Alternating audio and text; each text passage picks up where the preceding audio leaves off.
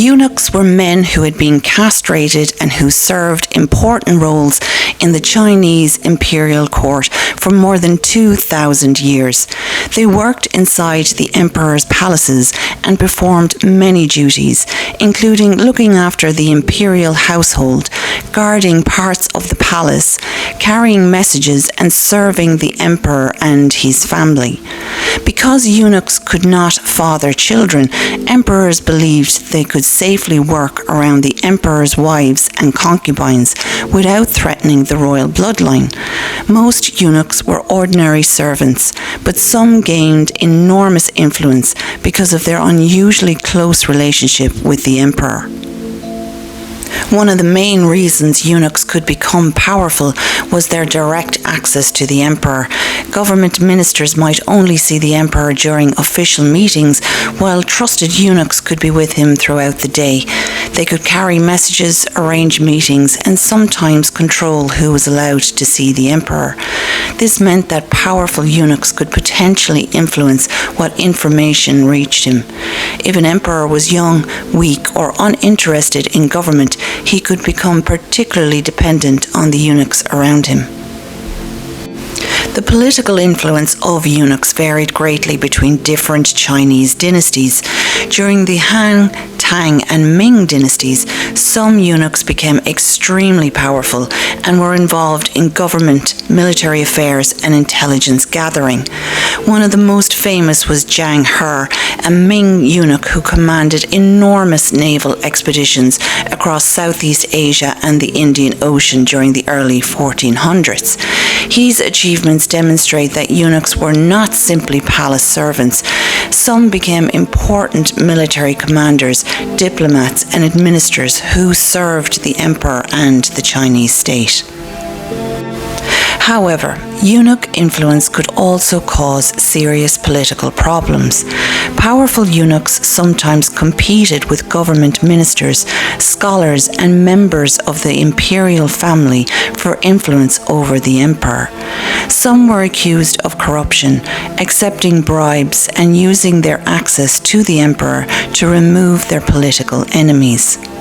During the Ming dynasty, the eunuch Wei Zhongxian became extremely powerful under the Tianqi emperor in the 1620s. The emperor took relatively little interest in governing, allowing Wei to dominate parts of the government, reward his supporters, and persecute his opponents.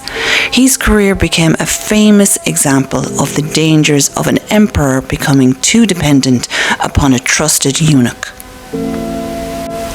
Eunuchs were still present when Puyi, the last emperor of China, came to the throne in 1908 at only 2 years old.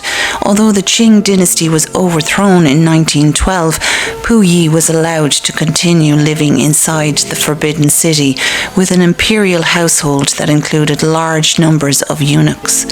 As a child, he was surrounded by servants who treated him as an emperor, even though he no longer actually ruled China. In his later autobiography, Puyi described an isolated childhood in which eunuchs attended to almost every aspect of his life. Some treated him with great obedience, but he also described corruption, theft, and manipulation within the palace. This environment helped separate the young Puyi from ordinary life and reinforced his belief that he remained a uniquely powerful and important person. The relationship between Puyi and the eunuchs eventually deteriorated. Puyi became suspicious that valuable objects from the imperial collections were being stolen and sold by palace servants. In 1923, he ordered a major reduction in the number of eunuchs serving in the Forbidden City, dismissing most of them. Around the same period, a mysterious fire destroyed the Jianfu Palace area of the Forbidden City.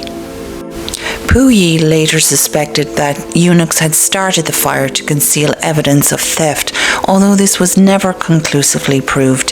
When Puyi was finally expelled from the Forbidden City in 1924, the traditional imperial household was effectively brought to an end.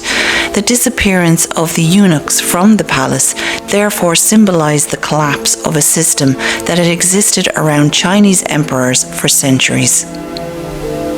Overall, eunuchs had both a positive and negative impact on Chinese emperors. Loyal and capable eunuchs could become trusted advisors, administrators, diplomats, and military commanders, helping an emperor govern and providing an alternative to powerful officials and aristocratic families. However, because they lived so close to the emperor, they could also isolate him, control information, and gain excessive influence, particularly when the emperor was young or politically weak. Pu Yi's experience shows another consequence. Being surrounded by eunuchs and elaborate imperial traditions helped create an extremely sheltered childhood that left him poorly prepared for the political world outside the Forbidden City. From the powerful eunuchs of the Han and Ming dynasties to the servants surrounding China's last emperor, eunuchs remained closely connected with the strengths, weaknesses, and eventual disappearance of the Chinese imperial system.